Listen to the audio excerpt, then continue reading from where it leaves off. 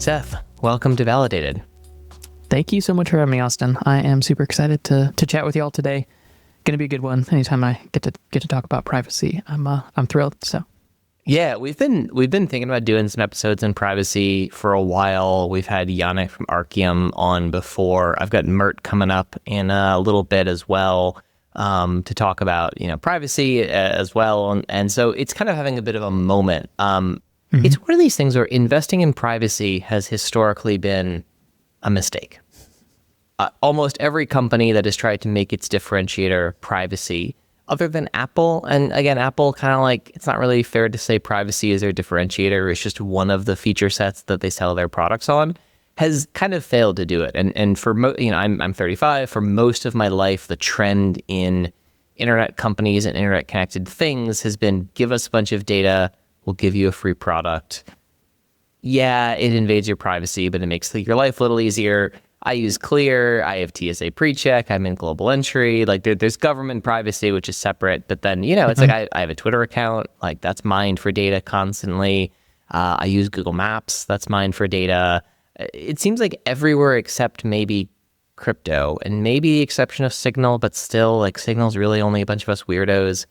Privacy is like not a mainstream thing yet, but something's happening, at least on the financial asset side, where people are paying more attention to privacy now. So I want to get into Cake and Two and what you guys do there, but like high level, like what got you interested in privacy as a concept, a product, and a place to help build a company, and why do you think it's starting to have a bit more of a moment now? Yeah, I think there's a lot to unpack there.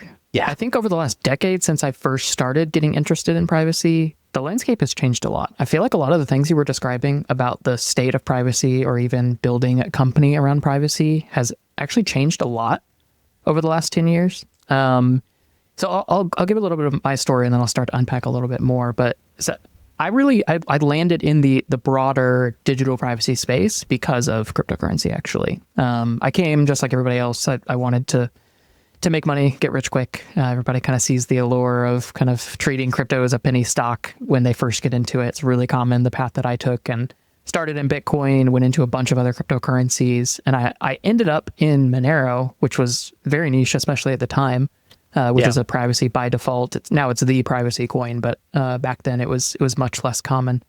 I just wanted to mine it with GPUs. It was the time when you could actually mine things at home. It wasn't all ASIC mined or all proof of stake. So it was just a fun like hobby project thing.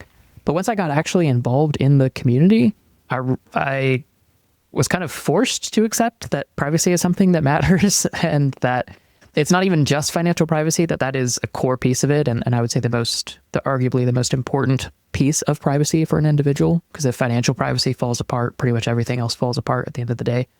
Yeah. But they started to kind of wake me up to the need for broader digital privacy. And that really started my journey, honestly, into the privacy space. I still am a tech enthusiast at heart, but I was like very much on the cutting edge of doing in-home testing for Google, like Google Homes in every room, like assistants everywhere, smart home devices everywhere.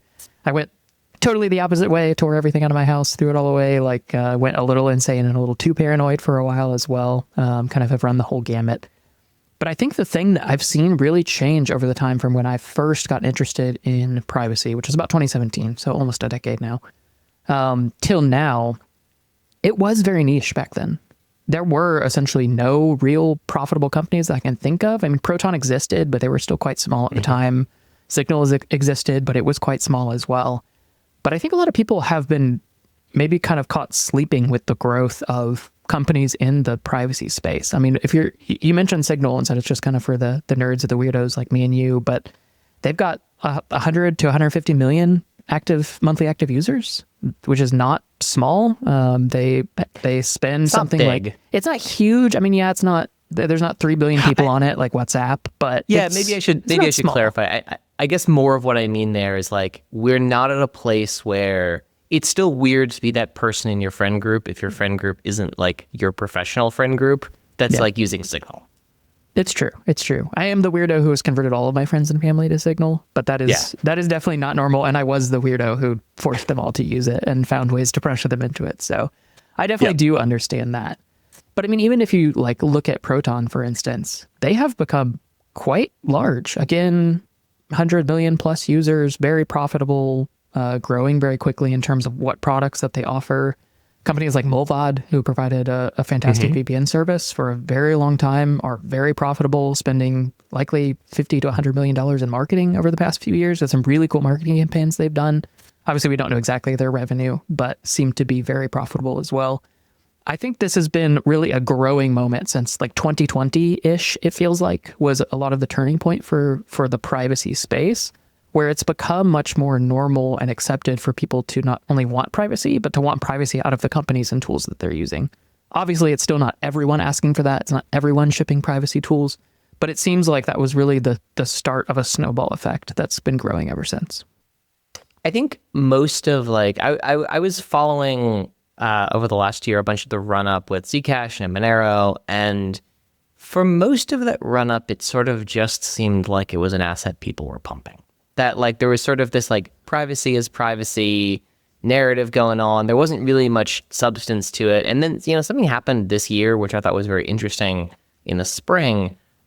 Which was the shielded balance on Zcash past 50%. I think for the first time pretty much ever, apart from like initial distributions and those sorts of things. And that was kind of an interesting moment of like, okay, maybe this is something more than just an asset to trade. People are actually bothering to put things in the shielded space. At the same time, the hash rate of Zcash is embarrassingly low. The hash rate of Monero is embarrassingly low. It was almost successfully 51% attacked, right? About a year and a half ago, maybe successfully, little unclear. So like, I guess separate for me a little bit of the financial performance in crypto of privacy tokens from how you're actually seeing people change behavioral habits to embrace privacy. Yeah, I mean, it's been really interesting as well in this run up because there's two very different sides of the same privacy coin, if you will, where Zcash seemed to have a very weird, I mean, arguably inauthentic pump, where it was before there was really any performance change. There was no big announcement. There was no big like wallet release that suddenly had 100 million users. There was no like huge shift that happened. It just seemed like all of a sudden, all of the influencers started talking about Zcash overnight. And there's some hints and rumblings that it was just a paid marketing kind of KOL campaign that pushed that. And that was like it or not, that was a relatively successful pump of the coin and got it into the limelight for people when it, I think, hadn't really been something people had been thinking about for a long time. And yet at the same time, you also had Monero growing quite rapidly in terms of price, not at the same levels or speed as Zcash. But Monero was quite the opposite, where there essentially is nobody talking about Monero in the same way. None of those influencers who were talking about Zcash were even mentioning Monero. And yet Monero's usage has been rapidly increasing over the last 3 or 4 years. It's quickly taken over a lot of gray and black markets. It's become very common in the circular economy as well. Most privacy companies are accepting Monero now, where most aren't accepting Zcash. And there's a very interesting, like very different reason, I think, for those two things, where Zcash seems to be something that seems much more speculatively interesting for people in the space, whereas Monero seems like something that is cemented. There's a clear need for this tool right now. The one cool thing I will really say about Zcash has been the shielded supply growth, like you mentioned. I think as there's actually been good enough wallets that auto shield funds. I was trying to think of the different names they've had now, Zotl, but they've done a good job on mobile auto shielding, making that something that's actually accessible to people. We've shipped Zcash support at Cake, and we enforce auto shielding by default. You can't disable it. You cannot spend from transparent addresses.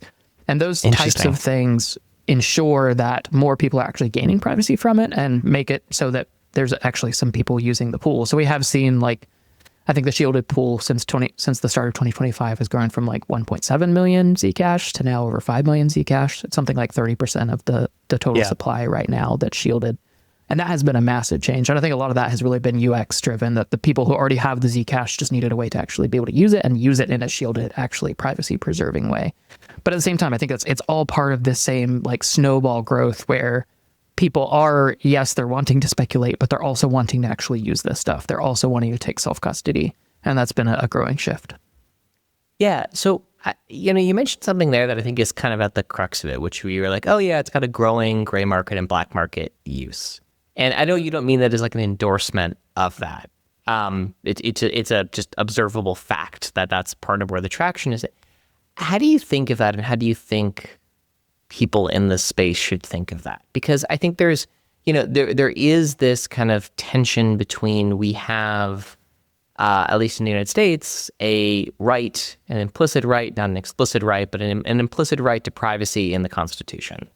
And that's always at odds with the needs of national security, the needs of, you can land on different parts of the political spectrum here, but like you have to be a very hardcore privacy advocate to say, like, well, like Al-Qaeda really should just be able to receive funds from anyone, right? There's very few people who will go that far in their statement. So when you're thinking about that kind of like mid-ground there of like, this is used by people who are doing nothing wrong. This is also used by people who are everything from evading taxes to participating in illegal or gray economies to, occasionally and being used for financing of activities that really truly no one would be in support of. And I think this comes up a lot in the conversations around Silk Road as well, where it's like very easy to look at it and you can say, look, like there's a bunch of stuff going on here that was maybe less desirable, but overall this is like no different from Craigslist. There's a right to transact.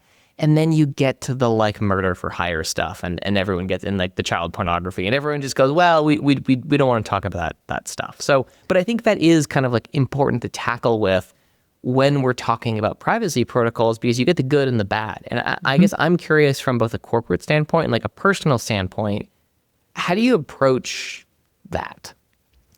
It's a fantastic question. It's tricky because obviously like I am not endorsing and despise a lot of the stuff that all of these privacy tools, that a lot of open source software, that iPhones, that the internet, the cars, like all of these things are used by bad people to do bad things. I think that the thing that is interesting and the thing we do need to kind of keep an awareness of is the proof that a tool really works is that it works in adversarial environments, that it works in the worst case for the person using it and actually provides what it's supposed to provide. And one of the things that's always tricky is like we're constantly in this kind of dialogue and battle and discussion around like, where do we put in compliance? How does that fit in with privacy tooling? Like what's the workable place that actually makes this stuff function? And the really interesting thing is like even Silk Road you mentioned, that was really the first proof that Bitcoin could actually be something, that it could be useful. Now, most of the stuff that was going on there depends on your view about drugs and the usage there. Like a lot of the stuff was not necessarily good, but there's also a lot of interesting stuff about like Ross wanting to make it so that people could acquire things that they were using recreationally without getting killed by a drug dealer in the middle of the street and could do things in a less violent, more safe manner. All that aside though, it did prove that Bitcoin could actually be something useful. That use probably isn't what everyone wants, but it was the proof that it could actually be something useful. And it really started the rest of the circular economy and the rest of the idea that we can actually use Bitcoin to buy and sell goods and services. And now it's created a massive circular economy within Bitcoin that is, I would say, mostly like white market stuff. It's mostly just people buying and selling regular goods and services. It's not black market. Most darknet markets are shifting away from Bitcoin anyways. And so it really proved a lot of the kind of product market fit for Bitcoin, if you will, in a very weird way. And we've seen a lot of the same thing with Monero, where the fact that the privacy actually works, the fact that the privacy is achievable for the lowest common denominator has been proven out on those edge cases. And that's something that we've seen all throughout history of when a new technology comes out, the first adopters are usually those people that have the most pressing need. And a lot of times those people are criminals. Cell phones are a great example of that. Like car phones were first used generally by mafia and by drug lords who needed a way to communicate while they were on the road. Fast cars were generally developed to run alcohol across the limits during the ban on alcohol in the US. Like a lot of these cutting edge technologies are first used by criminals, proven out, and then the regular person starts to use them and you understand, oh, this actually has a great benefit for the 99%. Rather than the 1% of criminals. And it may still be used by them, but it's mostly used by other people. So I think the way that I approach it is like, yes, obviously not condoning these uses of it that are a small portion of how it's used, but rather looking at it and saying, if it works for people who are being actively chased by law enforcement and nation states, and they can't stop it, it's good proof that it works. And then we, as the regular people who are using it for real goods and services, for above board stuff, we need to tell the stories as well of how is this affecting me? How is this actually being a good tool for human freedom, for human rights? How is this being a good tool to just for me to buy and sell maple syrup from a friend up in Ohio? Like, what are the good use cases of this? And we have to be good about storytelling so that it's not just dominated by the stories of the bad things, which are a very small percentage of the usage there. Yeah. So if you're kind of looking at, you mentioned there's a bunch of tooling you guys have built, like, for example, shielded balances are on by default, these sorts of things. This is technology that has existed for the entire life of these protocols. Mm-hmm. What do you think caused the delay in usability to take so long? Like, and you can always go back to the early days of Bitcoin, like, well, it took us a few years to get a good wallet, but like, Zcash has been like fundamentally unusable for most of its life by anyone except the truest nerds. I think Monero, I'm less familiar with the wallet situations, but I think for most of their lives, the wallets have been maybe not privacy first, to put it that way. Like, what do you think has changed over the last few years that suddenly this tooling is being, as you said, like, it's on by default in your product and you can't actually turn it off? Like, When did that go in? How was the discussion around that? Because, historically, wallets have always been about maximum optionality for users. Yeah, I mean, it's really interesting. Like, I'll start with Monero because that's a very interesting case where the privacy is actually enforced by the protocol. So you cannot build a wallet that is non-privacy preserving to make it more accessible or to make it more user-friendly. Like, you have to build it in a privacy preserving way, and then you have to focus on the rest of the user experience. So Monero has been interesting because it always had the privacy. Like, you could build a wallet yourself and it would be very private, but it may be impossible to use. It's also part of why it had abysmal exchange support. Yes, that is definitely part of it. There's also the case of, again, it's actually being used for things, some good, some bad. So it's going to have more pressure than something that's purely being used for speculation, which is essentially what Zcash has been over its life. But I think the thing that has really shifted, and like Cake Wallet was started as a Monero only wallet back in 2018. And the reason it was started was because the wallet scene was so bad. Like, there was one mobile wallet on Android only, and that wallet was good, but there was no mobile wallet at all on iOS. And no one was really thinking through, like, how do we make this as simple, as user-friendly as possible?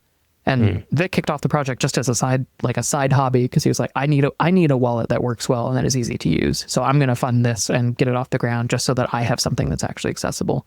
And it was really that idea of, like, how do we do best case, best defaults for users, but actually think about user experience from the ground up. And that is a huge departure, because I think throughout the life of cryptocurrency, even from like the early Bitcoin days, most of the people building on this stuff have been like nerds building for nerds. Like, they're building very advanced, very technical things that solve their technical needs and that don't consider, like, what do the 99% actually need? And so that has been, I think, the good shift over the last few years, is especially as you have people start to build companies around this stuff, it's not just this random Bitcoin dev who has this need for this one very specific niche thing, and so he builds a wallet and ships it and forgets about it. But you have someone who's building a wallet that they want to reach the 10, the 100 million, the billion people and build something that's very accessible. With Zcash specifically, it's been a combination of a lot of things, but I think there just hasn't been much pressure to focus on privacy by default, because most of the services in the space have not been private by default. So if you're using an exchange, if you're using a hardware wallet, if you're using many of the things within the Zcash ecosystem, they're all using transparent addresses anyways. And so a lot of people have kind of taken the view of, like, well, for max compatibility, let's just go transparent first, and then if people want a shield, we'll let them. But defaults are everything. If you do not do privacy by default, it's essentially never going to happen. Most users are not going to opt into something like that. And it creates this spiral where, because no one's using shielded addresses, no ecosystem partners focus on shielded addresses, and then no one uses shielded, and you get stuck in this loop. And so a lot of it just, we needed people like Zashi, now Zottle, like Cake Wallet, to come in and say, okay, we can do this with privacy best practices, but still be compatible with everybody else. How are we going to actually make this something that's user-friendly, that doesn't require you to jump through any extra hoops or do anything special? And like, I am for max optionality, but there's a reason to limit some of this stuff where you can allow them to spend to transparent addresses. You can allow them to receive to transparent addresses. but you can protect them from the simple foot guns where people are hurting themselves and hurting their own privacy with no actual user experience benefit there. So that's why we're enforcing auto shielding. As soon as you receive funds to a transparent address, immediately we shield it for you. You don't have to do anything extra. You pay the minimum fees. Like there's no additional thing you have to do to be able to do that. And again, because they're auto shielded immediately, all you're doing is at max waiting for one confirmation to be able to spend funds again to a transparent address, to a shielded address. Up to you. We default to shielded addresses always. Like there's a lot of it's been best practices in the Zcash space for a while, but no one's really built around it. And so we wanted to jump in and again help to bump up how many people are actually using Zcash in a way that is privacy preserving instead of just in a way that's speculative or just a way that is self-custody but not making the most of what Zcash can be. Something very interesting is that there's been no privacy protocols on top of other L1s that have really caught on in any meaningful way. There's privacy tooling that exists on almost every major L1 at the moment, but almost no one uses it, whether it is sort of like some of the Solana specific stuff with private relay sending, confidential transfers, all these other things. There's a whole host of projects in EVM. There's the, Aztec comes to mind as something that had a lot of promise in this space, and just the user adoption hasn't been there at all. At the same time, we have these privacy L1s, actually people are using them and they are trading in them and the price is going up and there's activity increases. What do you think's different? 'Cause I always thought the assumption that someone would want something that is a privacy native asset as opposed to wrapping something that they already use and already trust in a privacy wrapper would be less attractive. But clearly that's not the case. So how do you think the market has evolved this way, and why are we not seeing privacy protocols on Ethereum and Solana and all these places take off? Yeah, it's a really good question, because I think the vision was always okay, yeah, we have these privacy coins, but everyone was basically taking the view of oh, I love Solana or I love Ethereum or I love Bitcoin. We'll just do privacy ourselves at the app layer. We'll solve this, and then we won't need a Monero. We won't need a Zcash. We'll just do this ourselves and do it in house. Yeah. I think the problem always is not only defaults, where something like Monero, like we talked about, or Zcash and a good wallet like Cake Wallet, you're getting the privacy by default. You don't have to do anything extra.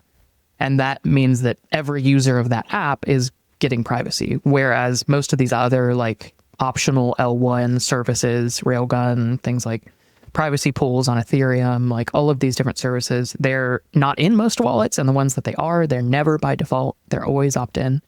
So I think that has kind of stalled a lot of progress. But I think by far the biggest thing that has jumped out at me, and the thing that has made Cake Wallet really fun to build, is that we can just lean into the fact that each approach to cryptocurrency, let's say Bitcoin, Ethereum, and Monero, for instance, that trio, they each do very different things very well.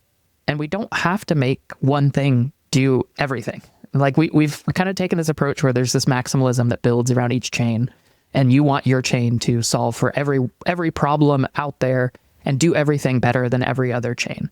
But technology is really hard, and decentralized technology that does not have a central entity that can just ship code and do whatever they want is even harder. And when we actually think about these things differently, and we don't go, okay, what's the one thing that will rule them all? But we go, okay, let's have different tools for different jobs, and let's make swapping between them, moving funds between them as simple and seamless as possible. I think the world really opens up, and this is where real users today are. They're not trying to use Ethereum only for everything that they want to do. They're not using Bitcoin only for everything they want to do. They're not using Solana only for everything they want to do.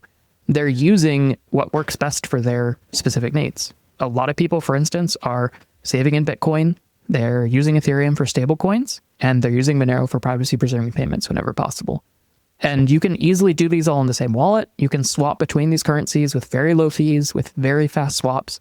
And now even cross-chain swaps that are decentralized have become quite good, really good user experience, much faster than a lot of centralized exchanges, and rapidly improving.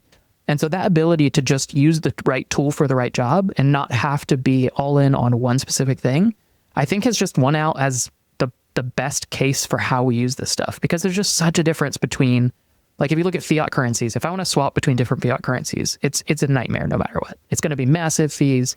It's painful. Like, it's going to be very difficult. But when I want to swap between Bitcoin and Monero, that's going to take a couple taps, a couple minutes, and it's going to be very low fees. If I want to swap between something like stablecoins and Monero or Bitcoin, that's going to be even faster and often even cheaper. And so just embracing that kind of multi-crypto world where each tool can do its own job very well has just proven to be more useful to people, I think, rather than trying to jump through a lot of hoops on their specific chain. And so I think that's been really the thing that has stalled a lot of progress on these optional, like, app level privacy tools, because people can just go to the source to get privacy. They can just use Monero whenever they can.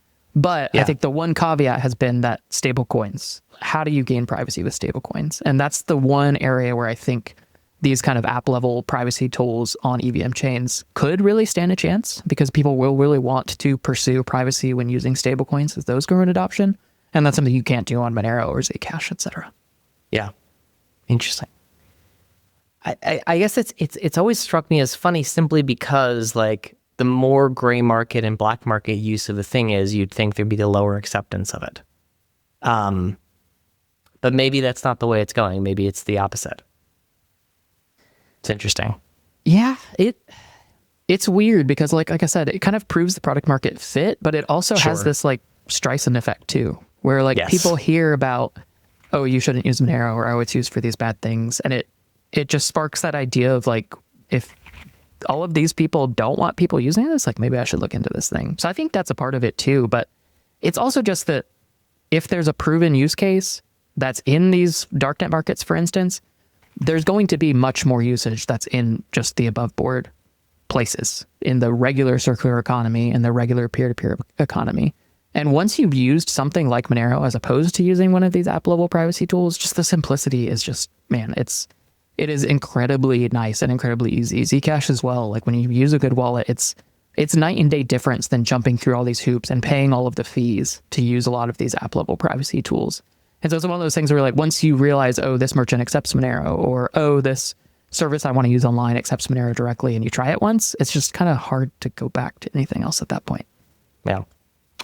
What do you think the next, like, evolution or phase of privacy technology and blockchain looks like? What are we not good at today that we need to get good at? Mm-hmm. I mean, DeFi, obviously, there's no private DeFi really at the moment. But yeah, I think that's probably going to be the biggest thing, and will be the biggest tell on if any of these app level privacy tools, the railguns, the privacy pools, etc., if they can have any sticking power, is if you can actually be in the privacy tool and do stuff. I think for too long it's been, I use the privacy tool and then I move out of the privacy tool to actually use my money. And that's just not useful. Like, no one's going to want to jump through those hoops except for people who are, like, very technical or think they have a very specific need. No one's going to do that because you can't actually use your money in there. And most people who are using crypto and would care about privacy, they care about privacy because they're actually, like, using it day to day. They have people they need to pay. They have products they need to use. Maybe they're making investments that they don't want people to be able to copy trade, or they don't want people to be able to see exactly what they choose to buy or sell. Yep. So I think probably the two biggest things I would say, one is definitely just the ability to actually use your money to earn yield, to make trades, to do these things while remaining in a privacy tool. That is much more possible now than it has been for the past few years. There's a lot of really interesting stuff coming out about how to use, like, zero knowledge proof technology and how to use a lot of ZK tech generally to do these things within privacy tools. Starknet, for instance, are doing this at an EVM level, relatively small scale so far, but they're doing that where you can actually use your money within a privacy pool. That will, I think, be the thing that really has to change, especially around stablecoins. Like, that's a really hard thing. Is stablecoins are quickly becoming by far the most useful aspect of cryptocurrency, which is, it pains me to say, as someone who thinks he's relatively cypherpunk and, like, wants us to be using censorship resistant, decentralized tools. It's like the vast majority of people in crypto are using centralized stablecoins that can be censored at a dictator's whim. And that's painful, but for better or worse, they're by far the most useful tool right now. in the ecosystem. So finding ways that we can actually use those in a privacy preserving way and not just ship a new stablecoin and say everyone switch to this one, because that's just not going to happen. But how do we actually get people to use USDT or USDC in a privacy preserving way will be really big. But I guess, do you see any of these privacy protocols being able to make inroads back into like centralized trading venues? Because I think the only reason USDC and USDT are so widely used is you can on and off ramp them easily. The really interesting thing, and this goes back to what I was saying about like why people are not using these kind of layer 2 or layered on top of L1 privacy tools, because you can so easily move between cryptocurrencies, it doesn't really matter that much except for discoverability, whether or not Monero is on a centralized exchange. Like Monero has been delisted from almost every exchange worldwide. Kraken is the one in the US, which have surprisingly kept Monero support over the long haul, and that's been awesome. They've been Thank you, Jesse. A great supporter. Yeah, seriously. They've been a great supporter of the Monero community over the years by keeping that listed. But because you can you can buy Bitcoin, USDT, USDC, whatever you want to buy on any exchange, and you can swap that for Monero in seconds. Right now, only in centralized ways, but very, very soon in decentralized ways through Thorchain, through Sarai, through probably Near Protocol as well. Because you can do that, it doesn't really matter anymore whether they're on centralized exchanges. It's a very different world than when, like, if we're talking 10 years ago, when the only way you were accessing this stuff was if you could get it on a centralized exchange, if you could buy it on a KYC, like a Coinbase, et cetera. That was the only way you were finding out about this and buying it. Right. It's a totally different world now. And so I think one of the beautiful things about cryptocurrencies is if you can go on whatever your local exchange is and buy Tether, you can get Monero in seconds. It's not hard. It's not slow. It's very quick and very seamless. And so that has shifted, I think, a lot of the value proposition and has, I think, helped to make Monero remain a very valuable and useful tool because the actual damage of the delistings has been almost nullified. It's not completely nullified because you still have, like, if you're new to crypto and you go on Coinbase, you don't know Monero exists. It's going to take you a while to realize it does. But if you take self-custody and you move into a wallet like Cake Wallet, you'll learn about Monero, and then maybe you'll start to use it. So it does harm the discoverability. That's really the only piece. But even then, once you're crypto native, it's really easy to unlock and start to use things like Monero or Zcash. Delistings are not. There's not a whole lot that they can do to actually prevent you from accessing it. Yeah, so I kind of view, like, looking forward, right? There's this thesis that's kind of started to be articulated that in some ways privacy preserving protocols can be a hedge on authoritarianism, whether that is tax authoritarianism, like California comes to mind from a lot of folks on this, or other types of systems. I guess I'm maybe more of a skeptic because the wrench attack is such a powerful tool in a lot of these situations.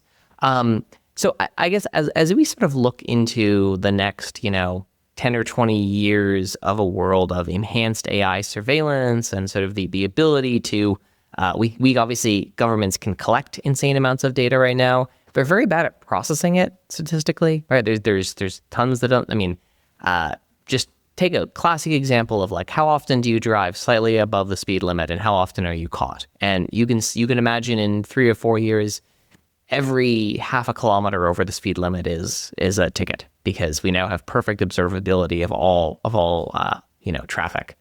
Do you think that in that type of a world, privacy preserving accounts and systems like Cake Wallet will actually provide meaningful protections for users, or is the sort of stochastic nature of, well, we can just sort of infer this is probably this person's balance, the same way that, like, very famously the CIA could detect terrorist rings without actually listening to the calls, just looking at who was calling who. Do you think we actually have enough privacy today to combat that future? Whew, what a question to unpack. I think these tools only become more useful in that environment, because the really interesting thing is the most important way to know who someone is and what they actually care about is where they spend their money. And if you have really good surveillance about everything else, but you don't know anything about what they're doing with their money, it becomes much harder to figure out exactly what someone's doing. Now, just like with everything else in digital privacy, if you don't care at all about privacy in every other aspect of your life, and then you use Monero for finances, it's not going to make much of a difference because everything, Sure. every site that you go to, every person that you talk to, every conversation you have, everywhere you take your car, if all of that is collected and collated, there's very little that having financial privacy will do. Because if I know that you left your home at this time and you got to the coffee shop at this time and you came back at this time, I know you went to a coffee shop and you probably bought some stuff there. Or if I know that you go to this guy's house every day and I see you come into your house with a package because you have a Ring doorbell and you come in with this size package every day, I can probably start to infer some really specific things about who you are and what you do, even if I can't see your finances. But the critical thing that shifts is if I am able to have pretty good privacy in the rest of my life, and the tooling around digital privacy has just gotten so incredibly good. Protecting your browsing through something like Brave, stupid simple, really good quality of life improvement and good privacy improvement with no harm to your usage every day. Using a good VPN has gotten stupid simple, much easier than it ever has been. Using good email, Drive services, document editing services like through Proton, stupid simple. What do all of these things have in common? There's many more privacy tools I could say. Signal is a great example of that. Tor project is a great example of that. All of these are either letting users pay directly in cryptocurrency and seeing huge usage of those, or they're funding large parts of their organization through cryptocurrency. Tor project, for instance, they're running a huge campaign right now trying to fundraise through a bunch of different orgs. All of the entities that they're helping to fundraise are using Cake Wallet, which has been a ton of fun to work with the Tor project on that. But they're very cryptocurrency centric right now because that is such a powerful funding wing for them and such a powerful way for people to donate in a way that is a good user experience. It's much more seamless than the whole credit card process for most users, especially crypto native people, but also very privacy preserving. And so when you have these other tools that can provide good privacy to all of the main aspects of your life, solving the last piece, financial privacy, becomes all the more important, because if you don't solve for that, it doesn't really matter what else you do. If I know exactly what you're using your money for, what services you're paying for, even what privacy preserving services you're paying for, I'm going to be able to unwind most of what you're doing. But if I can't get that financial piece, which is the piece that is usually the one that's the most easily surveilled for governments, a whole lot is unlocked in terms of human freedom. And it's really interesting today because a lot of people kind of overestimate the capabilities of governments and apply especially the capabilities of like the US government and think every other government is just as capable as them. A lot of the capabilities of the US government are also hilarious when you get into it, but look at like most of the actual authoritarian regimes right now around the world. Most of them are relatively low tech in terms of surveillance. Most of them don't really have a way to detect cryptocurrency payments, much less to censor things like even Tether or Bitcoin that they can surveil, but they can't actually do anything about. And we're seeing massive usage of things like Bitcoin, of things like USDT to fund anti-authoritarian pushback in countries around the world. Like I've been working with the HRF, the Human Rights Foundation, for quite a while. Actually, I'm about to go to the Oslo Freedom Forum and learn more about what they've been doing recently. But they have a huge portion of what they do centered around Bitcoin. And I'm pushing them to focus more on stablecoins because of how useful stablecoins are right now to people in the wild. But they're using this stuff right now to push back on authoritarianism in many, many countries around the world. And it is an immensely useful tool today. And most of that is because they can't easily detect it. Even something that's transparent, it's hard for them to actually monitor unless they have some way to know what the addresses of these people are. They don't have the high-tech tools that the US government does right now for cryptocurrency tracing. And it's even harder for them to actually stop because they have no way to actually prevent a transaction on Bitcoin. They can't go call Tether. Like the authoritarian leader of Venezuela is not going to go ring up Tether and say, hey, freeze these funds. They're not going to comply with that. But you don't think that's just like an AI problem?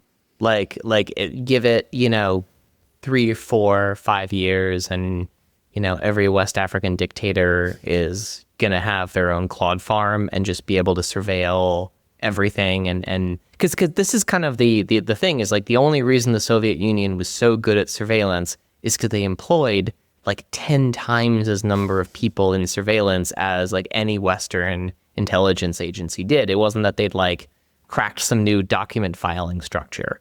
And it feels like if the limiting factor on the ability of a third world dictatorship to see through your privacy regime is like human power, it feels like we are rapidly approaching a cliff on that where anyone with 10, 20, $30 million a year is going to be able to get access to that level of data processing. And I think this is, I mean, you're getting to exactly why we do what we do at Cake Wallet, where we're not just a Monero wallet or just an EVM wallet or just a Bitcoin wallet. Why we focus on really those three core areas is because, like I talked about, right now, stablecoins, massively useful, very transparent, very censorable. As that starts to become clear and as people start to actually get hit with issues because of the transparency and because of the censorability of stablecoins, they're going to start figuring out what's the next step, like what's the next tool that I can use to actually continue to fight back. And they're going to push towards more decentralized, more censorship resistant, more privacy preserving options. I think first we'll probably see stablecoins shift more and more to Bitcoin, especially Bitcoin over Lightning. And as Bitcoin becomes more and more broadly surveilled and traced, as it can be, Lightning is better in privacy, but not perfect. As we see that shift, we'll see people start to shift more into things like Monero.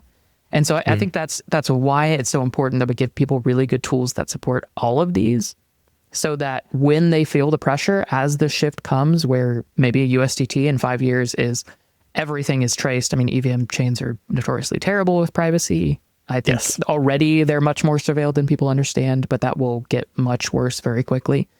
As that starts to become really clear, we need ways that people can swap into things that are more decentralized in a decentralized way, in a way that's unstoppable, and start to reclaim their privacy, but make it just as simple as possible for them to use these other privacy tools, privacy coins as well, because the need will come. There's already the need, but people are able to survive right now on things that are transparent and censorable, but that shift will happen. I think that it's exactly why we build in this very specific way that we build, in a way that no one else is building, because we see this as the landscape of how cryptocurrency will be used for human freedom over the long run.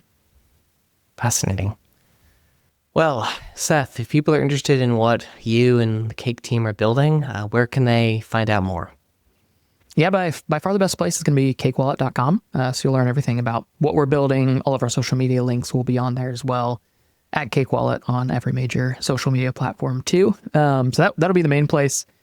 We've been around since 2018, approaching 2 million users now and growing very, very rapidly. And it's been awesome to see this rise in privacy finally starting to pay off. We've been building in privacy since 2018, but it was a little bit of a slower slog for the first few years as that was very new and very novel. But that shift is really happening now. So that's been fantastic. As for me personally, just at Seth for Privacy on X. And then I do have a personal blog where I talk a lot about personal privacy, specifically and more digital privacy than crypto specific stuff. And that's just sethforprivacy.com. But yeah, all pretty straightforward. Great. Well, thank you for joining us today on Validated. Thanks so much for having me, Austin. Great chat.